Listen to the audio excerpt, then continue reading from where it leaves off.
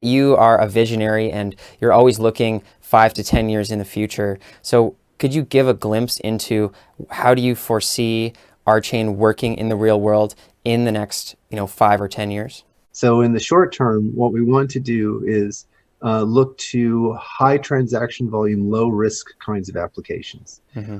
The entertainment sector and social media sectors, those are really, really good examples, right? So if RChain, for example, is already fast enough and scalable enough to store audio data on chain.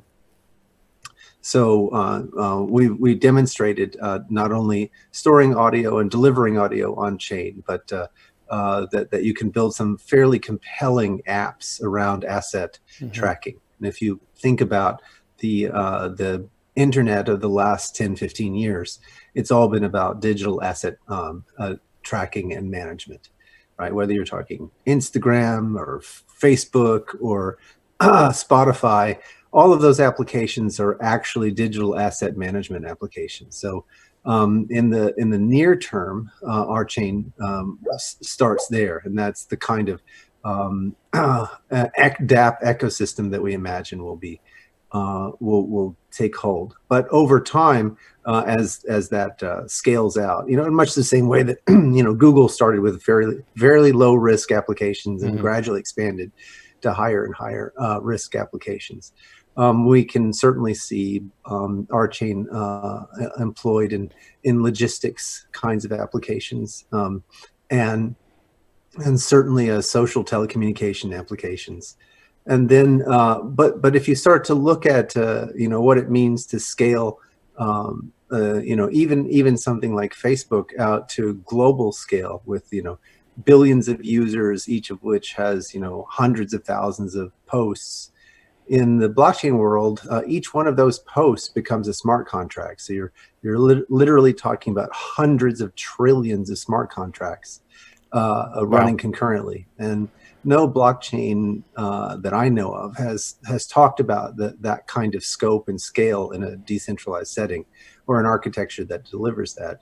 So RChain has a path to hardware architecture for the smart contract execution, and a very radical hardware architecture for the consensus. Hmm. So that gives you both a kind of economic ecosystem and technological roadmap, or at least a taste of one.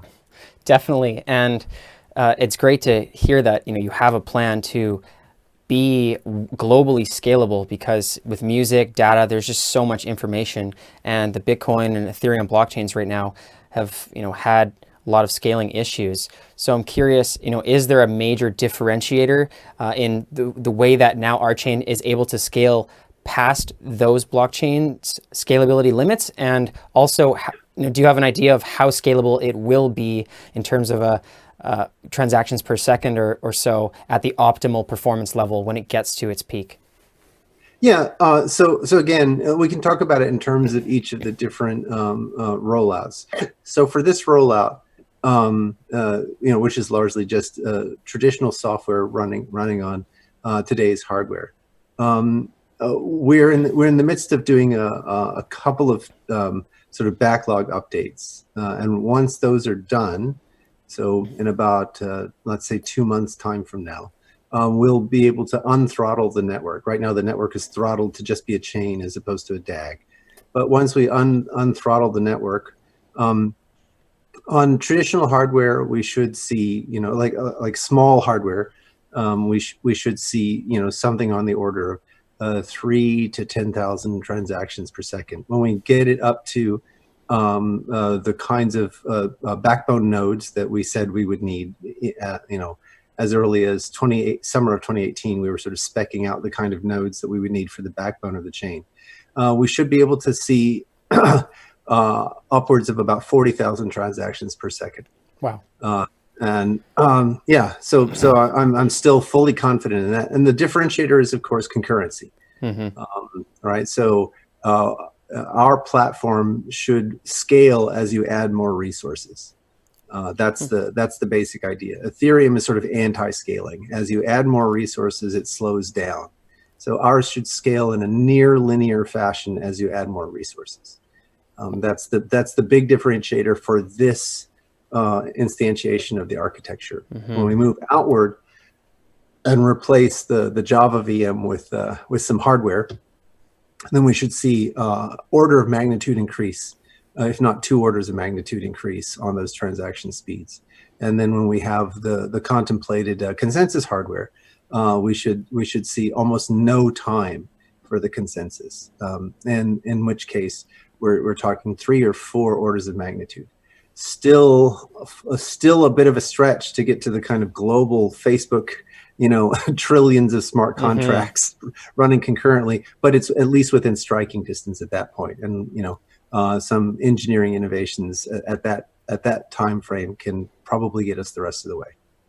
Definitely, and 40,000 is around what Visa and MasterCard, at least for financial transactions, what they sort of do. So that seems like it would be more than adequate, at least on the blockchain side in comparison. And part of that scalability, is it because RChain is also based off of the proof of stake consensus, or the CBC, as opposed to proof of work with Bitcoin and Ethereum? Does that bring a major improvement to the scalability, but also the security and the other features of the blockchain? Absolutely, yes. So proof of stake is a big win along a number of different axes. One very basic one, you'll see this feature in just a few weeks, is that we don't have to go all the way back to the beginning of time. We actually have finality, and once you have finality, you can say, okay, this is the latest finalized state, and so that's the new genesis. So you don't have to go all the way back to the beginning of time, which means that validators, which are the proof of stake equivalent of miners, can constantly compact their state, whereas the proof of work state is ever growing, right? So the longer those networks run, the bigger the storage requirements are. But in the case of a consensus protocol with finality, the storage requirement doesn't have to be any bigger than the distance from the tip of the chain to the last finalized state. Never has to get bigger than that. So there's a cap on how large the state gets. So that's one example, and then the biggest other example is concurrency, right? So we're running a DAG, which means we can actually detect when there are transactions that conflict, and we know what to do in that particular case. Either you impose an order, or you let one of the competitors know that it lost, and so that transaction would have to be resubmitted. So that's a big, huge win, right? Because it means that we can have many more transactions packed into a block, right? We don't have to sequentialize in the same way that proof of work does. Yeah, that's a huge advantage, especially because looking at Bitcoin's blockchains getting into the terabytes of size, and nobody can really even download it on their home computers because it's just too big. So that final state seems like it's a game changer. So with that staking and the finalized state, is that live now, or is it going live really soon?